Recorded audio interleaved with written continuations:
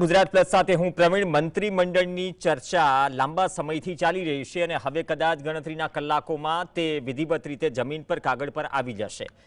જે દર 1-2 કલાકે અપડેટ મળી રહી છે તેમાં વધુ એક અપડેટ જોઈ લઈએ. મોડી રાત્રે રાષ્ટ્રીય મહામંત્રી સુનિલ બંસલ અમદાવાદ આવશે અને આવતીકાલે રાષ્ટ્રીય અધ્યક્ષ જેપી નડ્ડા, જે ભાજપના રાષ્ટ્રીય અધ્યક્ષ છે જેપી નડ્ડા, એ પણ ગુજરાત આવશે. મંત્રીમંડળના વિસ્તરણને લઈને ભાજપના દિગ્ગજ નેતાઓ ગુજરાતમાં છે. દિલ્હીમાં ઘણો બેઠકોનો ધમધમાટ છે. નામ એક કલાકે બદલાઈ રહ્યા છે. કયું નામ આવે છે અથવા તો કયું નામ કપાય છે એના માટે રાહ જોવી રહી.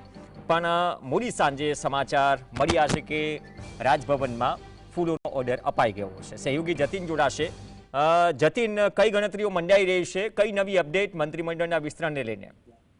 બિલકુલ, મંત્રીમંડળના વિસ્તરણ લઈ સૌથી મોટા સમાચાર કહેવાય કે આવતીકાલે કેન્દ્રીય ગૃહમંત્રી અમિત શાહ જે છે તે સાંજે 7 વાગે અમદાવાદ ખાતે આવશે. ત્યારબાદ આજે મોડી રાત્રે રાષ્ટ્રીય મહામંત્રી સુનિલ બંસલ જે છે તે મોડી રાત્રે અમદાવાદ જે છે તે આવવાના છે. કહી શકાય કે જે પ્રમાણે સરકારના મંત્રીમંડળોનું વિસ્તરણ થવાનું સૌથી મોટા સમાચાર કહેવાય.